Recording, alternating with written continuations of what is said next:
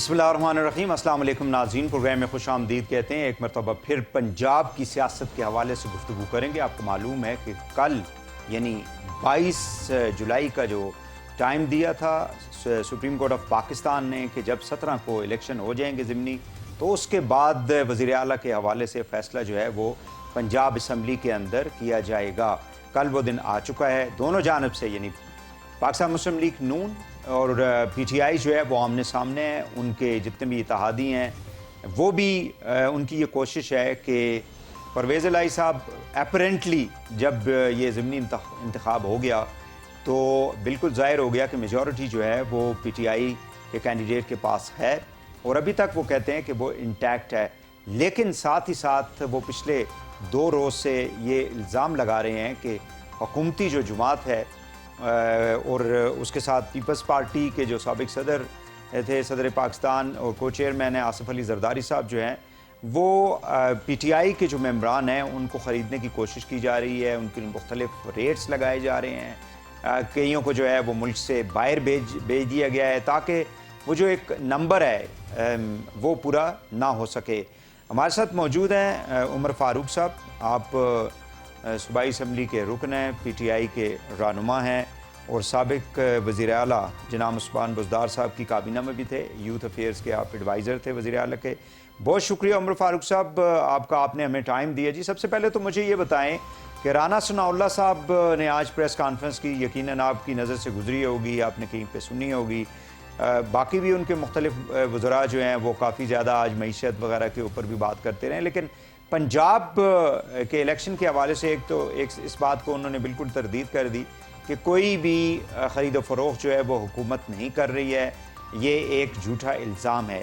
دوسرا انہوں نے یہ کہا ہے کہ پرویز الہی صاحب جو ہیں ان کی تو اہلیت ہی نہیں ہے کہ وہ وزیر اعلیٰ بن سکے، چونکہ پی ٹی آئی کے اندر کئی ایسے اراکین ہیں جو پارٹی کے اس فیصلے سے خوش نہیں ہیں۔ آپ کیا کہیں گے؟ بسم اللہ الرحمن الرحیم، بہت شکریہ۔ سب سے پہلے تو یہ بات ہے، رانا ثناءاللہ کو یہ کیسے پتا کہ پی ٹی آئی کے اندر یہ رفٹ ہے کہ ہم نے پرویز الہی کو کچھ لوگ ووٹ دینا نہیں چاہتے؟ ایسی کوئی بات نہیں ہے۔ یہ وہی بات ہے کہ جب یہ وہ کالا دھندا جو ایک چھانگا مانگا کی سیاست سے شروع ہوا تھا اور وہ آج تک جاری و ساری ہے، لیکن پہلا ایک ناڈر لیڈر آیا عمران خان، جس نے اس قوم کو جگایا اور بتایا کہ یہ لوگ، ان کا کام صرف لوٹنا ہے اور کرپشن کرنا ہے اور کچھ نہیں ہے، اور ان لوگوں نے کتنے ہی بندوں کو آگے پیچھے کر دیا۔ یہ رانا ثناءاللہ کے بارے میں تو آپ کو پتہ ہے کہ جو چوری شیر علی ہے، انہی کے پارٹی کے بندے، ان کی پریس کانفرنس سامنے ہے، تو یہ ان کے کام ہے یا تو خرید لو یا مار دو، یہ 2 ہی کام ہے اور یہ کر رہے ہیں۔ اور یہ جو بات کہنا کہ پی ٹی آئی میں سے ہی لوگ نہیں دینا چاہ رہے، اب یہ کہہ رہے ہیں کہ ملک سے باہر چلے جائیں، یعنی میری فیملی، میرے بھائی باہر رہتے ہیں آؤٹ آف کنٹری میں، ان کو کسی نے کال کیا، بتایا کہ اپنے بھائی کو ادھر بلا لیں، آج کل ریٹ بہت اچھا ہو چکا ہے، تو آپ کی جو بھی ڈیمانڈ ہے 50-60 تک بھی ہم لوگ کروڑ تک جانے کے لیے تیار ہیں، تو تاکہ آپ اپنے بھائی کو بلاؤ اور کوئی اور بھی ایم پی ساتھ میں ہے تو وہ بھی آئے، تو تاکہ ہم لوگ ان کا مشن جو ہے نا، پھر جب ہم نے اس سے انکار کیا، پھر اس کے بعد میں ہمیں ایک عمر صاحب سوری آپ کو انٹرپٹ کر رہا ہوں، مجھے کائنڈلی یہ بتا دیں گے کہ وہ کون شخصیت تھی جس نے آپ کے بھائی سے رابطہ کیا باہر؟ پہلے تو بات ہے کہ مجھے خود ڈائریکٹلی کیا کسی نے، یہاں سے ٹاؤٹس ہوتے ہیں نا، اچھا میں نومینیٹ نہیں کروں گا، دیکھو وہ لنک وائز ہوتے ہیں، کوئی ڈائریکٹلی یہ نہیں میں کہوں گا کہ مجھے کوئی ان کے پارٹی کے رہنما نے یا ایم پی اے یا ایم این اے نے مجھے کہا ڈائریکٹلی، تو یہ انڈائریکٹلی چیزیں ہوتی ہیں، ان کو پتا ہوتا ہے انڈائریکٹلی کون سا بندہ کلوز ہے، اس کے ذریعے ایک میسج کنوے کیا جائے، چونکہ مجھے ڈائریکٹلی تو کوئی کر نہیں سکتا، اس لیے کہ ان کو پتا ہے کہ میں 3 مہینے میں جتنا ان کے خلاف بول رہا ہوں، وہ 4 سال میں پورا جو میں نے ایک سفر آزاد الیکشن جیت کے شروع کیا تھا، اور میں عمران خان کا سپاہی بن کے 4 سال میں جتنا میں میڈیا کے اوپر، سوشل میڈیا کے اوپر ان کے اوپر کرٹیسائز کرتا رہا ہوں، اور 3 مہینے کے سفر میں جتنا میں نے ان کے خلاف بولا ہے، تو یہ مجھے ڈائریکٹلی نہیں کر سکتے، یہ انڈائریکٹلی ہوتا ہے کہ پہلے یہ 20-25 کروڑ کی آفر دے رہے تھے 3-4 مہینے پہلے انڈائریکٹلی، تو اور اب تو وہ ڈبل کر دیا ہے، شاید یہ رات تک 1-1 ارب کی آفریں بھی دیں گے، ان کو 10 ایم پی اے انہوں نے غائب کروانے ہیں کسی نہ کسی طریقے سے، وہ بھی ملک باہر بھیج رہے ہیں، اب یہ نہیں کہہ رہے کہ اب سٹین کر جائیں، آپ نہ آئیں۔ تو بات یہ ہے کہ ہم نے پھر یہ جب نہ ہوا تو ایک ڈینجر میسج وائرل ہوا ہے، بہت سے کلیکس نے آیا، جی آپ نے وہ دیکھی کل کی وہ شام کی، میں نے ہمت بڑھائی سب کی، कुछ लोग नहीं बताना चाह रहे कि यार हम ऐसे नाम नहीं, कहा आप बताएं, लोगों को पता चले। हमारे पास व्हाट्सएप में सेव है, नंबर है जिससे मैसेज आया है, वो और फॉरेन कंट्री का नंबर है, उसके ऊपर पिक्चर है जिसकी भी बनाई है, हमारी कोई हमसाया जमात मुल्क है, उसके अंदर उन्होंने उसका नाम लेके के मैसेज ये है। अगर आप कहते तो मैं आपको पढ़ के सुना देता हूँ, जी या ऐसे ही बता। मैं एक मिनट जरा, ये जी जी के ऊपर ये 062 एक तो कोड है कंट्री का जो, और उसके ऊपर लिखा है जी जो मैसेज है, अस्सलाम वालेकुम, हमारे तमाम फलां फलां फलां बड़ों ने मुत्तफिका तौर पर ये फैसला किया है कि 22 जुलाई के इलेक्शन में सिर्फ पाकिस्तान तहरीक इंसाफ के कैंडिडेट यानी पाकिस्तान तहरीक इंसाफ के किसी उम्मीदवार को अपना वोट कास्ट करें। चौधरी परवेज लाही को वोट ना दें, पाकिस्तान तहरीक इंसाफ अपना उम्मीदवार लाए और वजीर आला के लिए मुंतखब करे। अगर आपने हमारे फैसले के खिलाफ अपना वोट चौधरी परवेज लाही को दिया तो फलां फलां फलां पंजाब की तरफ से वादे पैगाम है कि आपको या आपके बच्चों को कोई भी जानी या माली नुकसान पहुंचा तो इसके जिम्मेदार आप खुद होंगे, शुक्रिया मंजानम फलां फलां फलां। तो बात ये है, एक तो ये जो इस मैसेज के अंदर तो ये अच्छा, ये फलां फलां इस, फलां कौन है उमर फारूक साहब?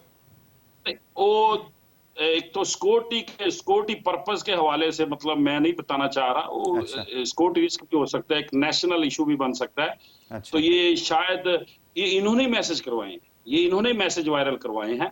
वो हमारा हमसाया मुल्क है, आप खुद समझ जाएं कौन से, और पहले भी यहाँ रहे हैं मुल्क के अंदर, सिक्योरिटी रिस्क पे बहुत सी चीजें रही हैं। तो बात ये है कि इन्होंने जो मैसेज ये वायरल करवाए हैं, इससे ये साफ जाहिर है कि ये चाह रहे हैं कि हम एब्सटेन कर जाएं, हम परवेज लाही को वोट ना दें। उसका मतलब ये है कि एक तो पहली बात है, पीटीआई अपना कैंडिडेट नहीं ला सकती, ना नॉमिनी हो सकती है, ऑलरेडी वही कंटिन्यूटी है अप्रैल के इजलास की, जो 40th सेशन है उसी की कंटिन्यूटी है, उसी की कंटिन्यूटी में यानी ये एक रन ऑफ इलेक्शन है। तो इसका मतलब तो यही है कि वो कह रहे हैं अब्सटेन करें, कि वोट ना दें।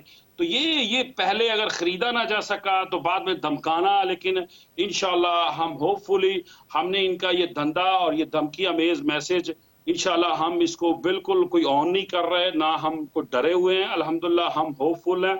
और हमें अल्लाह पे यकीन है मुझे कि जो रात कब्र के अंदर है वो बाहर नहीं हो सकती। इंशाल्लाह हम जवां मर्दी से इंशाल्लाह हम इनको मुकाबला पहले भी किया और आगे भी करेंगे इंशाल्लाह।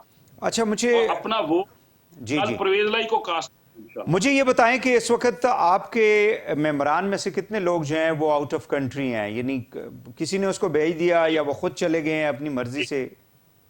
तो इनके हाथ कोई बंदा अभी तक नहीं चढ़ा, मां सिवाय वो जो चौधरी मसूद साहब हैं जिनका नाम चल रहा है, जी वही हैं, बाहर तुर्की हैं वो, जो मैंने सुना है, ठीक है। और दूसरा वो एक तो बस यही, तुर्की में और उनसे डिप्टी आप लोगों स्पीकर का किसी का पीटीआई का राब्ता हुआ है मसूद साहब से? रात को हम लोग मीटिंग में थे तो वहां पे वो मुझे बता रहे थे कि ये कोई वो ऑनलाइन हो रहे हैं, शायद वो वापस आ जाएं, अल्लाह करे वो वापस आ जाएं, अल्लाह अच्छा करे। चलें, लेकिन अगर उनके वो ना उनके आएं, बगैर आप लोगों के पास इस वक्त नंबर कितना है? आप लोगों का टोटल नंबर, जाहिर है आप लोगों ने इस वक्त फाइनल लिस्ट हमारे कर ली होगी तमाम मेंबरान की। हमारे 186 नंबर पूरे हैं, ठीक है, 186 नंबर पूरे हैं। एक डिप्टी स्पीकर है, उसके तो जो करंट हालात के अंदर तो वो उनके साथ ही खड़े हैं, वो भी आ रहा है, जाहिर बात है वो तो हमें वोट नहीं देंगे, लेकिन उसकी भी कोशिश जारी है कि वो भी हमें वोट दे। और दूसरा एक वो चौधरी मसूद वाला है, तो ये 2 वोट कम होंगे तो हमारे 186 पूरे हैं। तो हमारा कोई भी बंदा ना टूटा है, ये अफवाहें चला रहे हैं, शायद इनके इस्तीफे आए आज इंशाल्लाह। फिर वजीर दाखिला साहब ने यह कहा है कि पीटीआई वालों का ज़मीर जाग जाएगा और वो काफ लीग के रहनुमा को जो है वो वोट कैसे दे सकते हैं, वो अगर कोई अपनी मर्जी से ना देना चाहे तो हम तो उसका कुछ नहीं करते। और दूसरा उन्होंने जो अहलियत की बात की है कि वो तो इस अहल ही नहीं है कि वो वजीर आला बन सकें। सर ये तो वो बात है ना, वो बात करनी है ना कि मैं ना मानूं की रिफ्ट है, और तो कुछ नहीं है। ये बताएं कि ये क्या खुद वजीर दाखिला बनने के काबिल हैं, अहल हैं? जैसी इनकी बातें हैं, जैसा इनका मैथ का हिसाब है। इन्होंने परसों एक बयान दी है कि 188 उनके पास हैं, 180 हमारे पास हैं, अगर 5 बंदे ना आए تو یہ کہاں وزیر اعلیٰ بنیں گے؟ تو یہ دیکھیں ان کا تو میتھ کا حساب ہی خراب ہے، ان کو نہیں پتہ لگتا وہ کیا بول رہے ہیں. کبھی وہ کہتے ہیں جی میں بنی گالوں کو تالا لگا دوں گا، کبھی وہ کہتے ہیں جی میں عمران خان کو گرفتار کرنے لگا ہوں. مطلب ان کو تو خود سمجھ نہیں آ رہی کہ وہ کیا وہ چلیں وزیر داخلہ اچھا، ہے. مجھے وزیر عمر فاروق داخلہ صاحب یہ کائنڈلی جی یہ بتا دیں کہ کیا آپ لوگ پی ٹی آئی، ظاہر ہے آپ آزاد حیثیت سے لڑے تھے، پھر آپ نے پارٹی کو جوائن کر لیا، لیکن ظاہر ہے کہ کئی ایسے لوگ ہیں جو کہ پی ٹی آئی کے ٹکٹ پر 18 میں الیکشن انہوں نے لڑا تھا، ابھی ضمنی انتخاب کے اندر بھی وہ جیت کے آئے ہیں، تو ایک 10 ممبروں کی پارٹی کے لیڈر کو آپ سمجھتے ہیں کہ ان کو وزیر اعلیٰ بنانا چاہیے؟ اگر عثمان بزدار صاحب کو پہلے تو ان کی جو چوائس تھی عمران خان صاحب کی وہی درست نہیں تھی، اب ان کو جب ہٹایا انہوں نے، تو یہ کیا یہ پیورلی آپ سمجھتے ہیں کہ یہ بارگیننگ کی بنیاد کے اوپر یہ فیصلہ کیا گیا ہے، یا صوبے کی پہلی بہتری اور پارٹی کی بہتری کے لیے فیصلہ کیا گیا ہے؟ وہ کپتان ہیں، اور جو کیپٹن ہوتا ہے نا اس کا ڈیسیجن بدلتا رہتا ہے، اور اس ڈیسیجن ظاہری بات ہے نہیں، اس نے لیکن وہ فیلڈنگ جمہوری لگانی ہوتی پارٹی کے کپتان ہے نا، وہ کوئی ڈکٹیٹر تو نہیں ہے یونیفارم پہنے ہوئے، یا کوئی کہ جی میں نے جو فیصلہ کر لیا بس یہ آخری ہے. دیکھیں ایسا نہیں ہوتا. خاص طور پر شاید آپ کو پتہ نہیں ہے جو ڈکٹیٹرشپ کی جماعتیں ہیں نا، وہ تو ان لوگوں نے جو 18ویں ترمیم کے اندر اس ڈیموکریٹک کنٹری کے ساتھ یا ایک ڈیموکریٹک رائٹ کے ساتھ کیا کیا ہے، شاید وہ ایک سبجیکٹ اگر ہم اس کے اوپر ڈسکشن کریں گے تو شاید وہ مجھے لمبا یہ ٹائم بتائیں چلے. نا، میں نے پارٹی خود کے اندر کیا آپ لوگوں کی 170 175 ممبران کے اندر کوئی ایسا اہل بندہ نہیں ہے جو وزیر اعلیٰ پنجاب بن سکے؟ نہیں، آپ مجھے یہ بتائیں، میں اسی طرف آ رہا ہوں. آپ نے سوال کیا، مجھے جی جواب دینے دیں. سب سے جی پہلی یہ بات ہے کہ آپ وزیر اعلیٰ بزدار بالکل اہل بندے تھے اور انہوں نے کام کیا ہے. انہوں نے کہیں، میں سمجھتا ہوں کہ وہ خان صاحب کی جو چوائس تھی، جو ان کا ذہن تھا، جو ان کی نیت تھی کہ میں ایک جنوبی پنجاب جو وہاں پہ وہ سمجھتے تھے کہ وہاں پہ اگر میں بندہ لگاؤں گا، ایک وہ احساس ہٹایا محرومیوں کیوں؟ والا علاقہ تھا وہاں پہ. انہوں ہٹایا نے کیوں؟ سارا کچھ جی سینٹرل پنجاب کے اندر جو فنڈ ان کے بنتے تھے ان کو نہیں دیے. تو خان صاحب کا جو ایک ویژن تھا اس کے مطابق انہوں نے بندہ وہاں سے چوز کر کے لگایا. اور عثمان بزدار کے دور کے اندر بہت سے ایسے ریولیوشنری کام ہیں، اگر میں اس کی آپ کو میں تفصیل یہی عرض بتاؤں تو کر ایک رہا ہوں الگ عمر بھائی میں یہی عرض کر رہا ہوں کہ پھر کیوں ہٹایا کیوں ہے؟ پھر جب اگر وہ صحیح کام کر رہے تھے، نہ پنجاب کے اندر انسٹیبلٹی آتی، نہ یہ سارے کا سارا ڈرامہ رچایا جاتا، اور آرام سے سارا نظام جو ہے وہ چل رہا ہوتا آپ کا. بات سنیں. ابھی سب سے پہلے تو آپ یہ دیکھیں کہ کون سے جو ایک سرکمسٹانسز بنے، اور ان سرکمسٹانسز کے اندر خان صاحب نے یہ ڈیسیجن کیا. تو ظاہری بات ہے یہ ایک سیاست ہے، اور وہ آلریڈی ہمارے ایک پارٹنر تھے، اس حکومت کا حصہ تھے، ہمارے 4 سال رہے ہیں. تو اس میں کوئی دو رائے نہیں ہے کہ اگر خان صاحب نے ایک پنجاب کی حکومت کو بچانے کے لیے اگر ڈیسیجن کیا تھا کہ چلو پرویز الہی بن جائیں تو اچھی بات ہے نا. تو اس کا مقصد یہ ہوا کہ اقتدار جو ہے وہ زیادہ امپورٹنٹ ہے نا، اقتدار زیادہ امپورٹنٹ ہے. عوام صوبے کی پارٹی کے اصول، پارٹی کی جو اپنی ایک انٹرنل پالیٹکس ہے، اس کے جو اپنے پرنسپل ہیں وہ امپورٹنٹ نہیں ہے، اقتدار امپورٹنٹ ہے. نہیں، یہ بات نہیں ہے. نہیں، یہی بات ہے، اور کیا بات ہے جی؟ پاور آپ کے پاس ہوگی تو ہی آپ چیزوں کو بہتر کر سکتے ہیں. جس طریقے سے انہوں نے صوبہ چلایا لاسٹ 20 سال کے اندر، 10 سال تو یہ کنٹینیو رہے ہیں.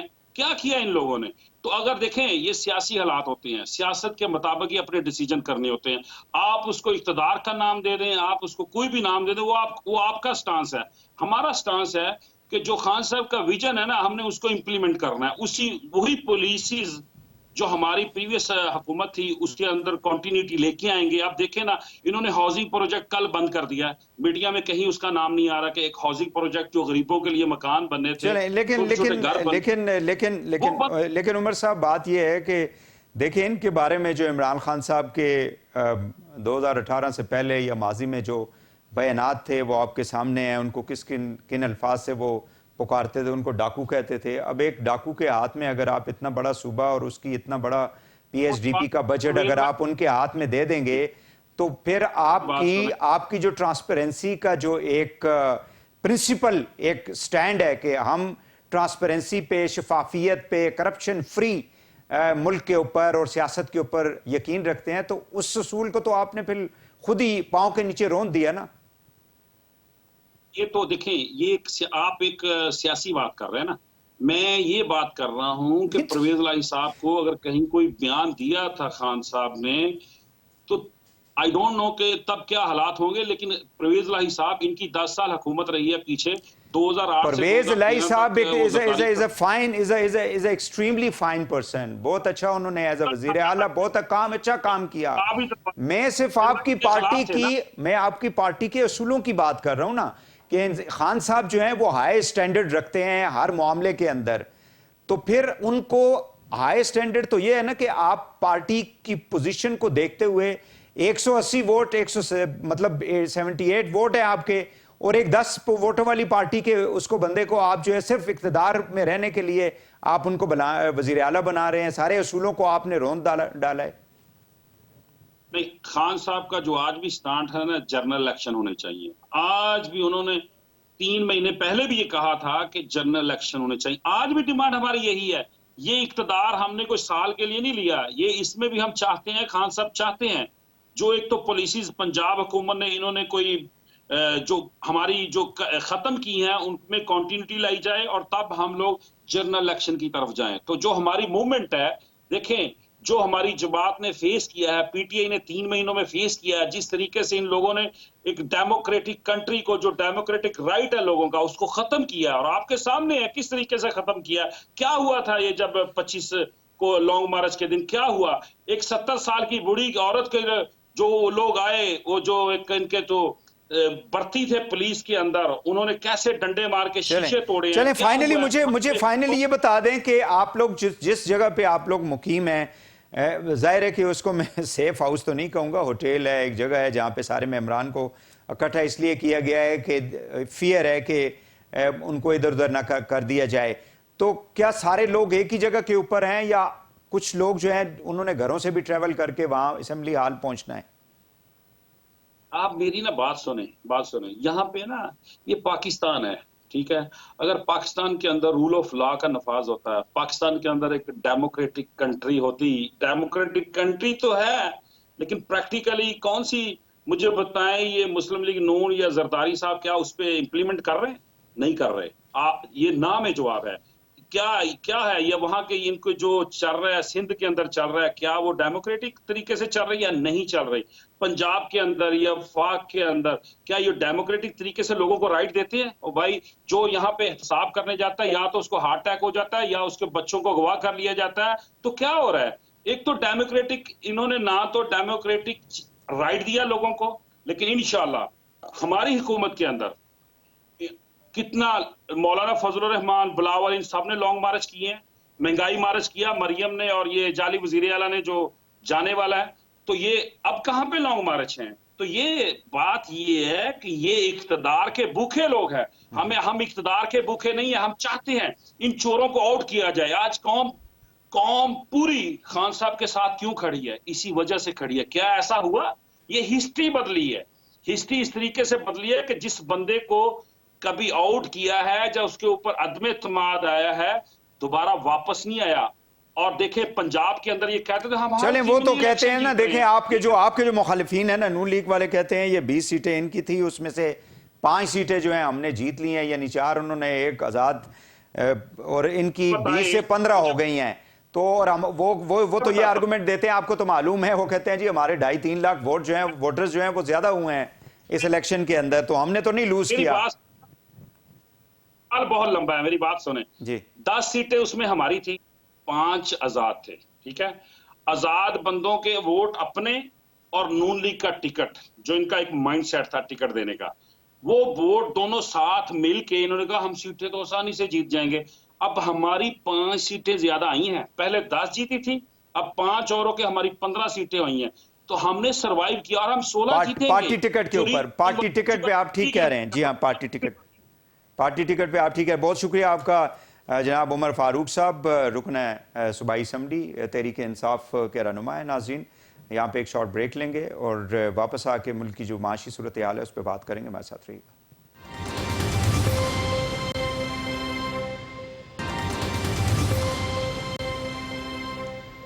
ویلکم بیک ناظرین. آپ کو معلوم ہے کہ آج ہمارے جو وفاقی وزراء ہیں انہوں نے پریس کانفرنس کی کابینہ کے اجلاس کے بعد.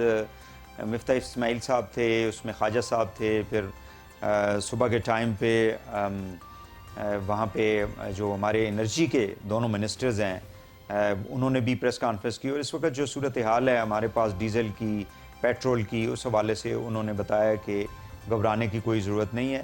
اور خرم دستگیر صاحب اور ڈاکٹر مصدق صاحب نے کہا کہ ہمارے پاس 2 ماہ کی جو ڈیزل کے ریزروز ہیں وہ موجود ہیں, اور باقی بھی چیزیں جو ہے وہ انڈر کنٹرول ہوں گی. اور یہی کچھ باتیں جو ہیں وہ خواجہ آصف صاحب نے بھی اور مفتاح اسماعیل صاحب نے بھی اپنی پریس کانفرنس میں کی. لیکن سوال یہ پیدا ہوتا ہے کہ آج بھی ڈالر جو ہے اس کی قیمت بڑھتی چلی گئی. 3 روپے تقریباً بتایا جاتا ہے کہ آج پھر مہنگا ہوا ہے.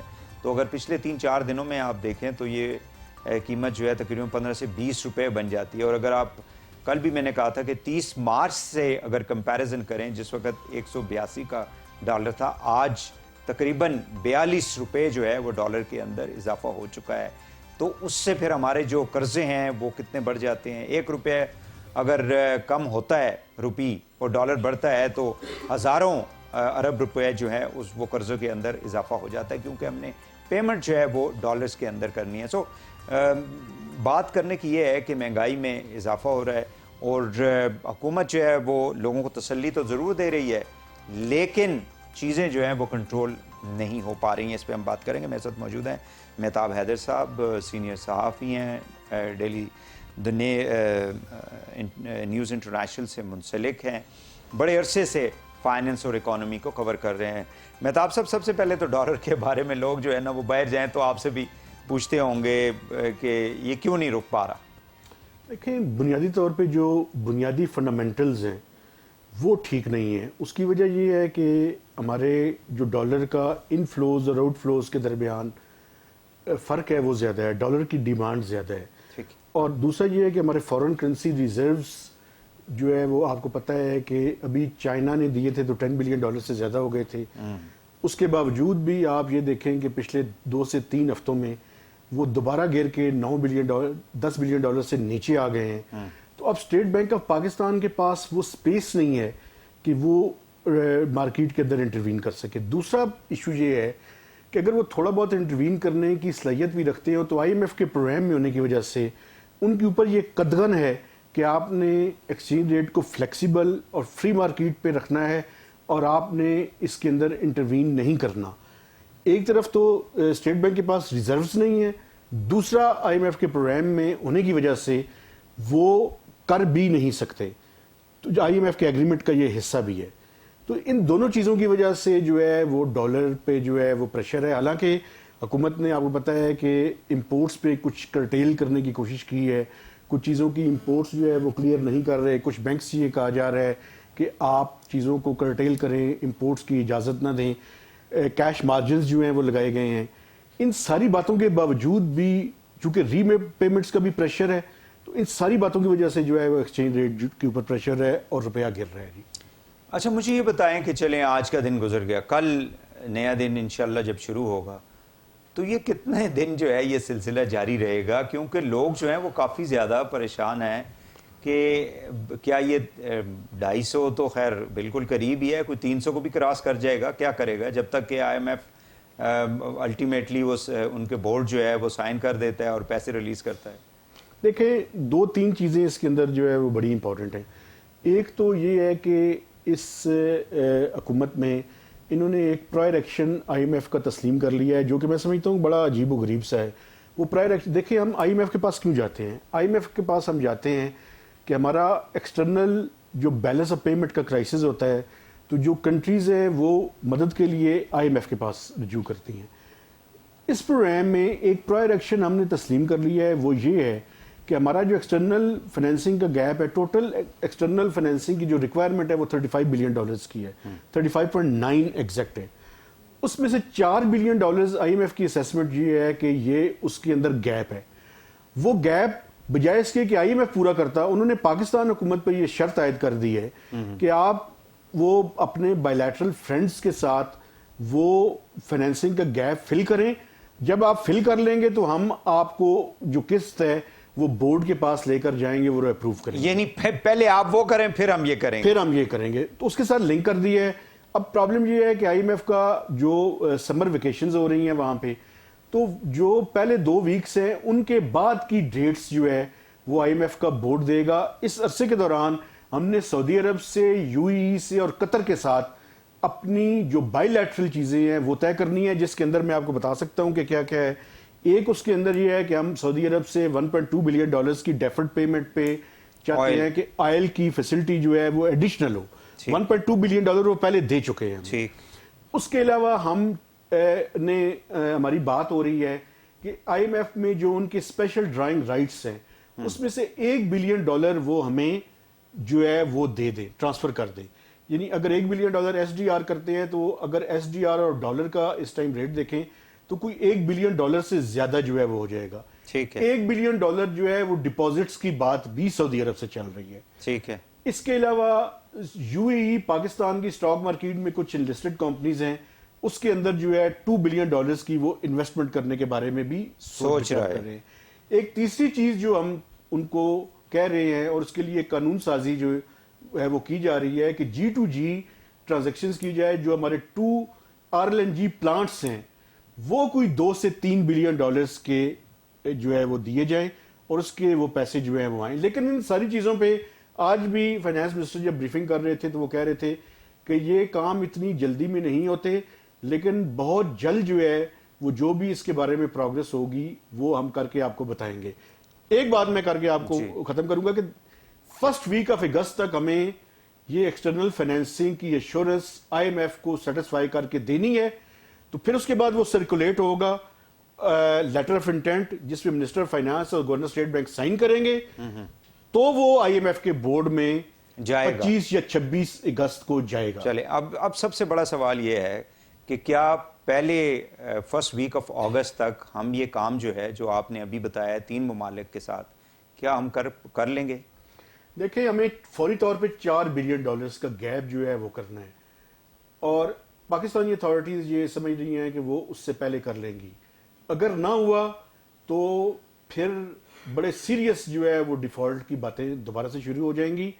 تو اس لیے بڑا ضروری ہے کہ ہم جو پرائر ایکشنز ہیں اس میں ایک تو $4 بلین کی یہ فائنینسنگ کو مینج کریں, اس کے علاوہ پاور ٹیرف کو بڑھائیں, اس کے علاوہ پیٹرولیم لیوی میں بھی اضافہ کرنا پڑے گا. تو یہ پاور ٹیرف جو ہے یہ مطلب کتنا اور بڑھائیں گے؟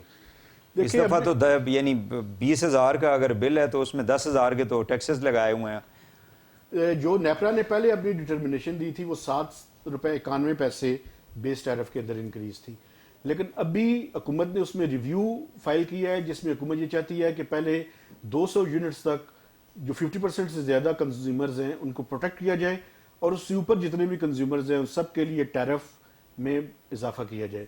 ابھی کوئی $7 سے $9 کی بات ہو رہی ہے, اس کے درمیان 3 انسٹالمنٹس میں اضافہ کیا جائے گا.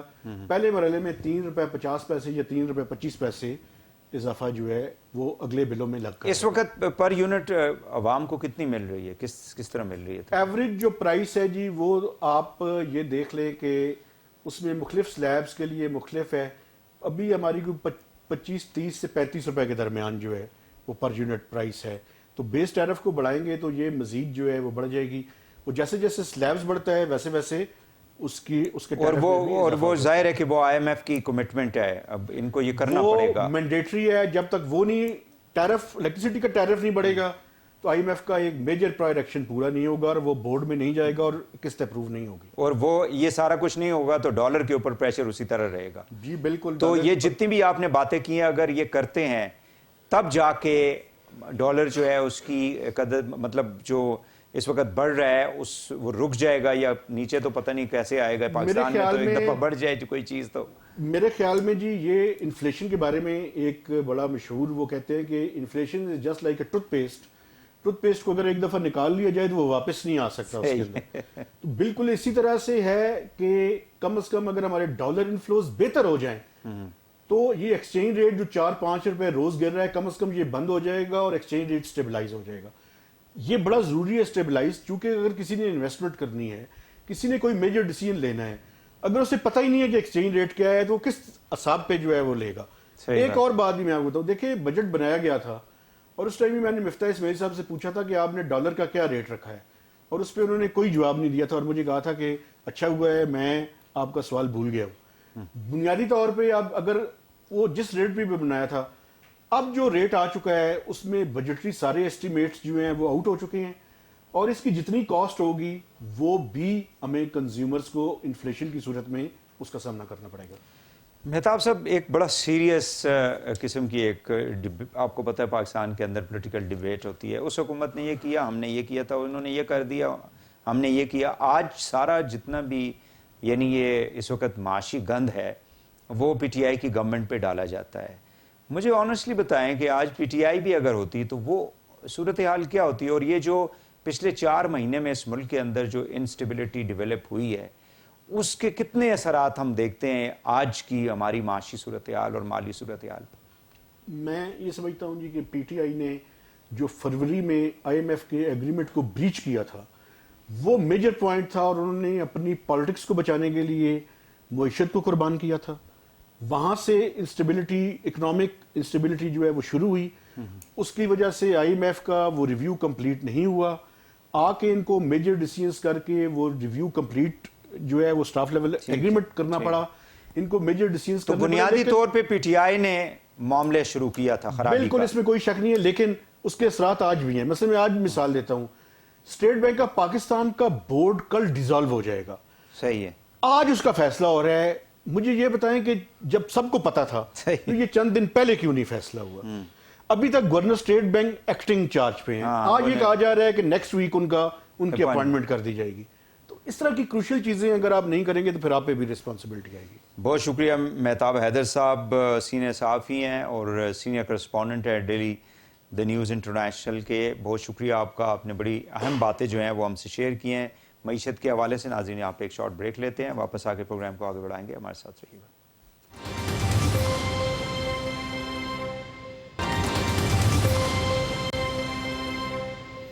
ویلکم بیک ناظرین. ہمارے ساتھ موجود ہیں جناب خورشید محمود قصوری صاحب. آپ سابق وزیر خارجہ ہیں, سینئر سیاستدان ہیں, دانشور ہیں اور مصنف ہیں.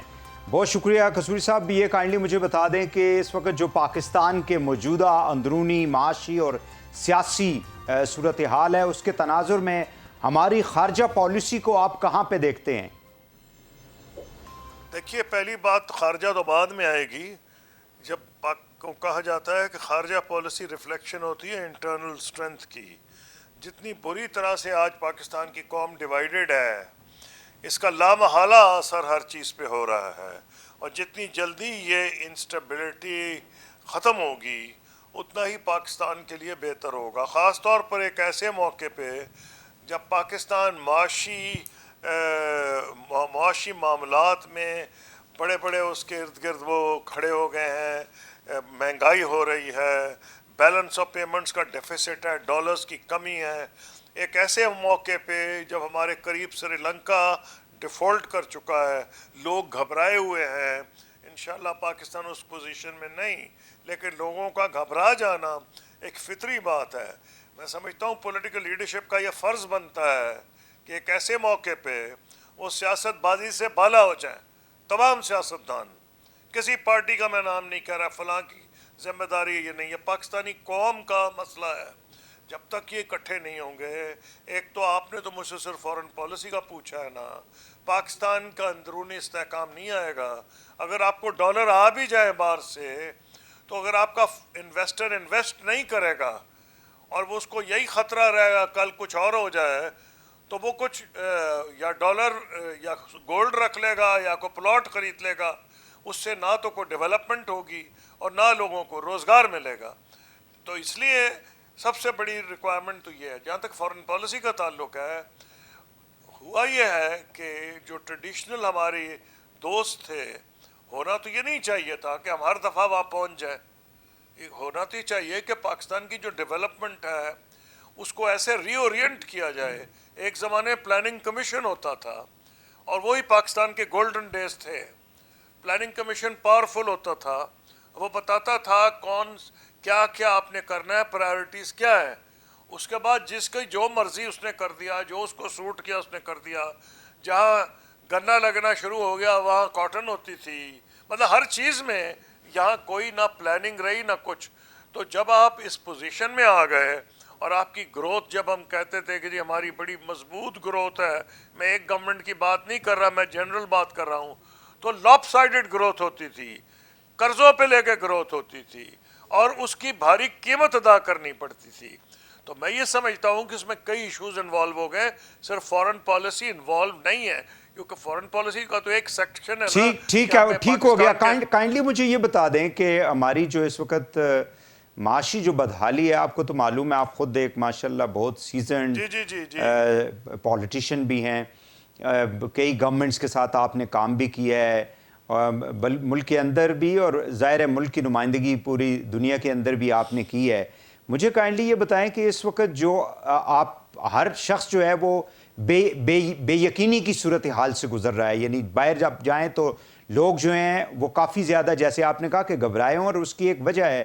تو یہ جو گھبراہٹ ہے, یہ جو غیر یقینی کی صورتحال ہے, اسپیشلی جو معاشی اعتبار سے ہے اور اس کے اوپر ایک سیاست چھائی ہوئی ہے, اس کو ایڈریس کرنے کا طریقہ کیا ہے؟ کیونکہ ہمارے یہاں پولیٹیشین جو ہیں وہ ایک دوسرے سے بات کرنے کے لیے تیار نہیں ہیں. یہی آپ نے بنیادی جو چیز ہے وہ چھیڑ دی ہے. لیکن اب let's come to foreign policy.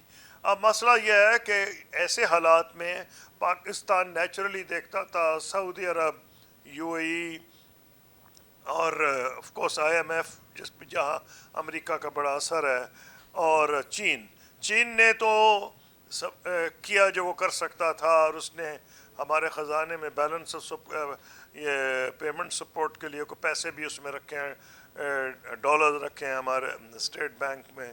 اب ایکسپیکٹیشن یہ تھی کہ جب آئی ایم ایف کی یہ بات چیت شروع ہوئی ہے پاکستان سے, بلکہ سٹاف لیول پہ اگریمنٹ ہو گیا, تو سعودی عرب سے بھی جلدی آ جائیں گے, اور یو اے ای اور قطر شاید کچھ اس میں اپنا ہاتھ بٹائیں گے. ایک لیٹس بی ویری فرینک, ایسے لوگوں کو دھوکے میں رکھنے کوئی فائدہ نہیں. ہم نے بہت بڑا دیکھیں فورن پالیسی کے لیے وہ کہتے ہیں نا, بولے نا چائنا شاپ نہیں ہو سکتا. جو فوج ہم نے نہیں بھیجی یمن میں, ہمارا فیصلہ ٹھیک تھا, لیکن جس طریقے سے ہم نے وہ بھونڈے طریقے سے کیا ہے, جو ہمارے ٹریڈیشنل الائز تھے یہ سعودی عرب اور یو اے ای نہایت آپ سے ناراض تھے. یو اے ای کی تو آپ نے آرمڈ فورسز بھی ٹرین کی تھیں, سعودی عربیہ میں آپ کے مشن تھے فوجی, بڑی دیر آپ کا بریگیڈ رہا ہے. تو آپ نے جس قسم کی وہاں زبان استعمال کی نمبر بنانے کے لیے, ہم نیوٹرل ہے, ہماری وجہ سے ہوا ہے, اور ہر بندہ کریڈٹ لے رہا تھا. وہاں انگریزی کا لفظ صرف کانسٹرنیشن ہے, اور اردو میں شاید حیرانگی مناسب لفظ نہیں ہے, کہ یو اے ای میں اور سعودی عربیہ میں حیرانگی کی حد ہو گئی تھی. بھئی اگر آپ نے نہ مدد کرنی, آپ نے نئی فوج بھیجنی, نہ بھیجیں. لیکن جو آپ نے ایک ایشو بنا لیا, کئی لوگوں نے تو اس کو مذہبی رنگ بھی دے دیا, شیعہ سنی معاملہ بھی اس میں ہو گیا تھا, اس کا آپ کو بہت نقصان پہنچا ہے.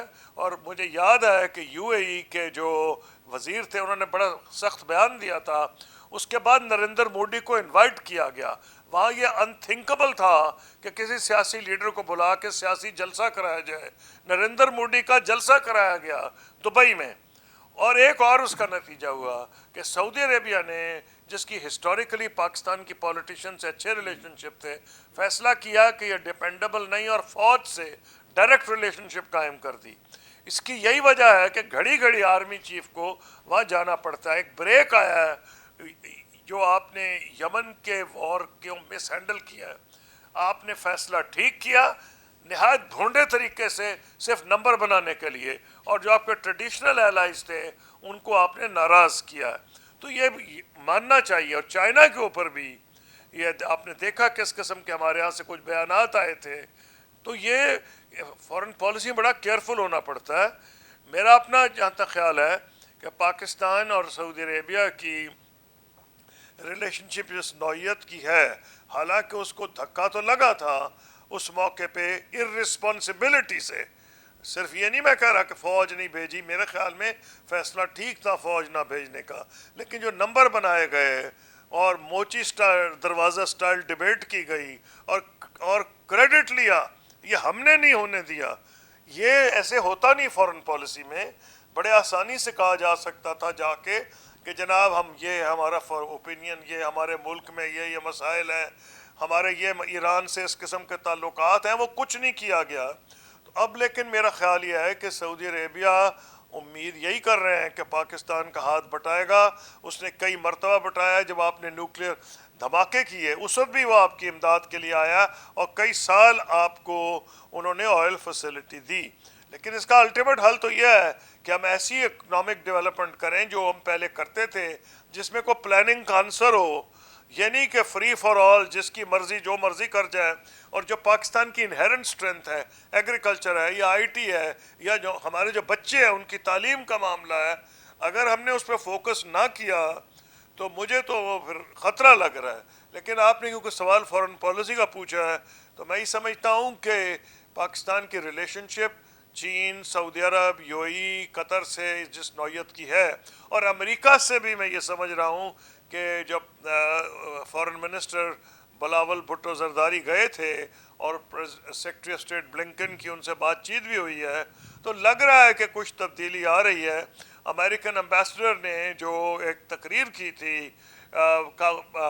یہ کراچی میں پاکستان بزنس کاؤنسل سے، اس میں انہوں نے کچھ جو ریمارکس دیے تھے اس میں یہی لگ رہا تھا کہ کچھ امپرومنٹ کی طرف جا رہی ہے.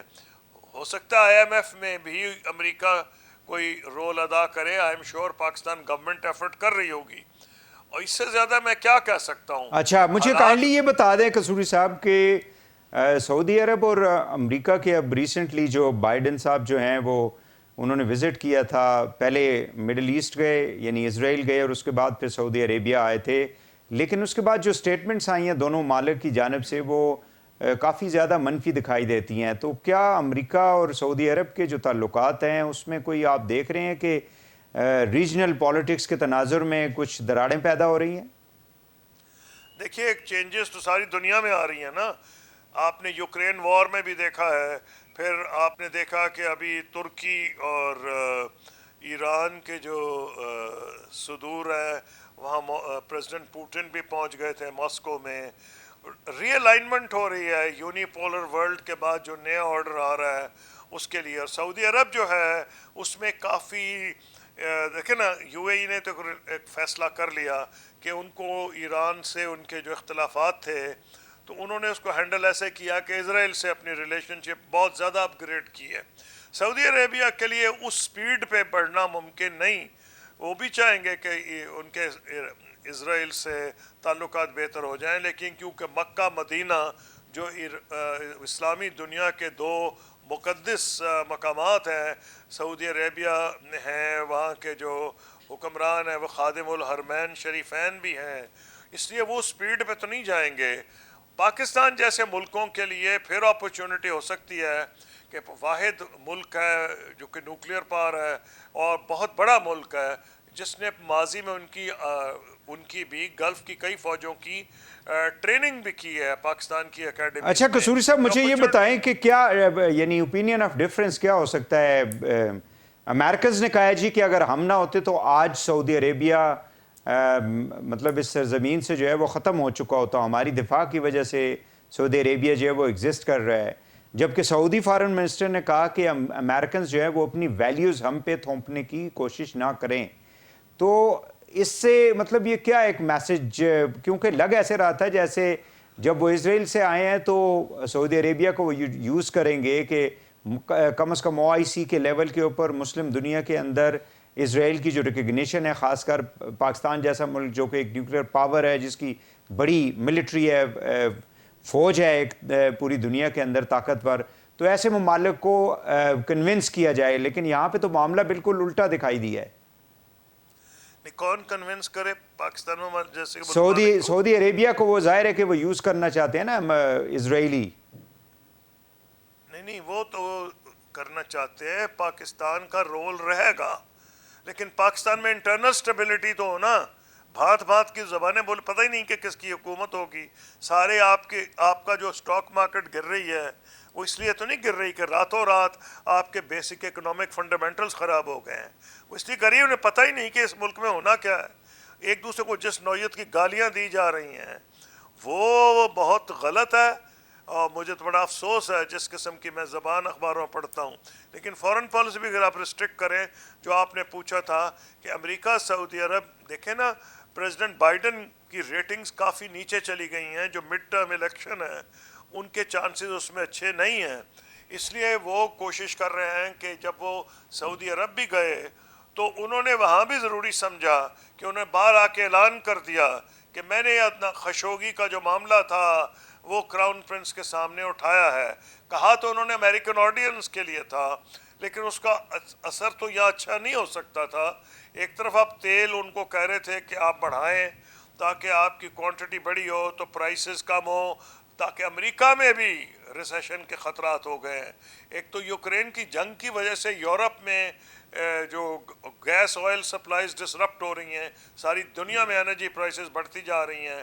اور حیرانی کی بات یہ ہے کہ امریکہ نے جو پالیسی اپنائی کی ہے چلیں اس کے نتیجے میں قصوری ابھی صاحب، تک آخر تو پہ مجھے کائنڈلی یہ بتا دیں کہ آپ چونکہ ایک سیزنڈ اور سینئر سیاستدان ہیں، وزیر اعظم کے لیے کیا مشورہ ہے آپ کا موجودہ حالات میں، اور عمران خان صاحب کے لیے کیا مشورہ ہے؟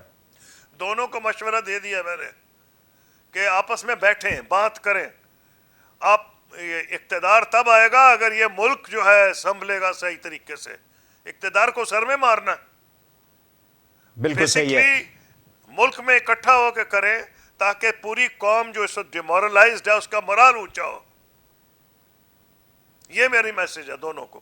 بہت شکریہ خورشید محمود قصوری صاحب، سابق وزیر خارجہ. ناظرین ہم سے بات کر رہے تھے. آج کے لیے اتنا ہی. پروگرام سے وحید حسین کو اجازت دیجیے. اللہ حافظ.